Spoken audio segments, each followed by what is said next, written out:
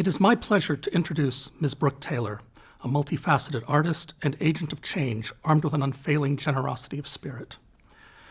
In my first year as chair, first-year student Brooke walked into my office, sat down, and said with her trademark smile, quote, "Some things need to change here," end quote. I replied, quote, "I agree, so where would you like to start?" End quote. Since that meeting, Brooke has been a valuable partner in effecting change both in our program and the community. But what of her achievements? Her many unforgettable and moving performances and numerous academic accomplishments? In response to the hurt and anger experienced by so many in the aftermath of George Floyd's murder, she organized and led the events Drive-In for Justice and Dance for Floyd in the summer of 2020. She founded Black Scholars in Dance, reaching out to dancers from across the country. And do not forget her feature film debut in 2022. Yet her moment of greatest vision came when she organized an Evening for Sarah, which concluded a 3-day event hosting civil rights survivor and legend Sarah Collins Rudolph. Brooke, it has been a pleasure.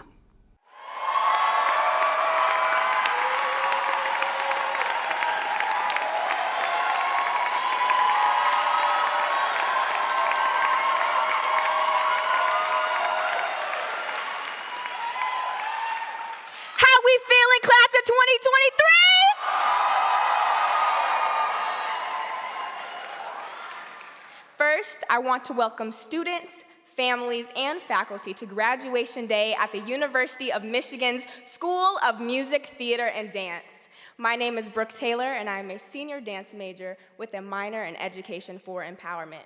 It is truly an honor to be delivering this speech to you all today, not only because I might have been thinking about this for about 3-4 years, or give or take, but because I am confident that in this auditorium, we have a world-class group of choreographers, dancers, directors, vocalists, instrumentalists, conductors, actors, musicologists, composers, educators, activists, and worship leaders, and so many more. Now, despite the variety of talent and specialties we have in this auditorium, we are all united under one thing, well, under one responsibility, and that is to carry the spirit of being the leaders and best in everything we do.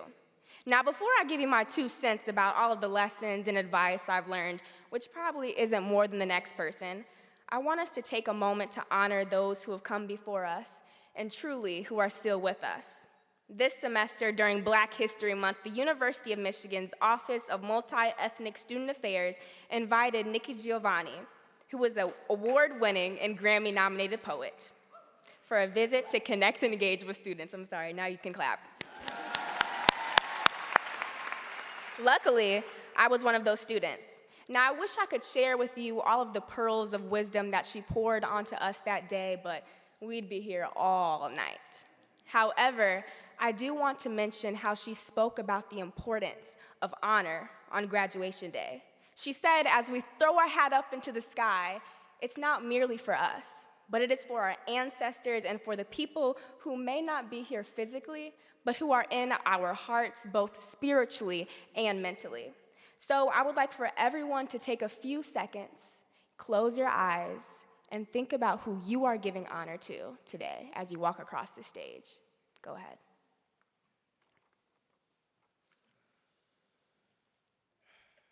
Open your eyes. I hope you were able to think about all of the memories, the love, and the laughter from the people in your life that you continue to carry, not just across this stage today, but even as we jump into this next chapter of life. Now, I don't know about you, but I've been kind of scared to flip that page because I have no clue what I'm about to read or what is even written in that next chapter. However, the one thing that I'm holding on to, and I hope this gives you some comfort too, is the fact that everyone in this room is an artist. And that means we all can create something out of nothing. Now, with that creative ability, or dare I say superpower, we have the tools to build community, bring healing to spaces, and to uplift voices that have been silenced. This semester, my team, Black Scholars in Dance, and I, we were able to see that firsthand in the dance department. We invited Sarah Collins Rudolph, who was the survivor of the 16th Street Baptist Church bombing in Birmingham, Alabama, to the University of Michigan for a concert in honor of her life. Performing and producing this concert meant so much to me because Mrs. Rudolph's story of survival was swept under the rug in history. And so often, history is told in missing puzzle pieces or not at all. So here at Michigan, I found that art is my activism, and it's my vehicle for social change, and I want to encourage you all to think about how your art can speak for something way bigger than yourself. Now, to wrap this up, I did a Google search on what to put in a graduation speech, and Google said to give some advice. So here I go, and hopefully one of these tools lands. Number 1, the best piece of advice I've ever received is from my high school counselor, Mama Lisa Tompkins. She said, "You do not need a title to lead." And I repeat, you do not need a title to lead, meaning don't wait for someone else to grant you the permission to lead or to make a change.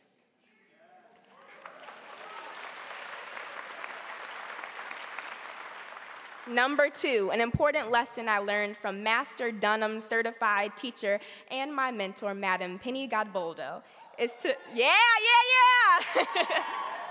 is to never let ego stop you from congratulating your colleagues when they are successful.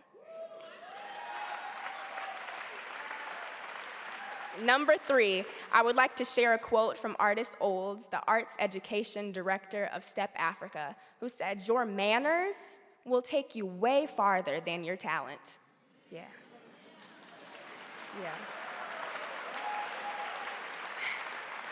So, class of 2023, the last thing I'm going to leave you with is something my mom always tells me, not only because she's going to be giving me that look if I don't mention her,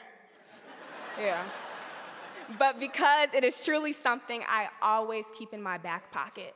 And it is to shoot for the moon, and even if you miss, you will land among the stars. So congratulations, graduates, and to my Spartan mother, go Blue!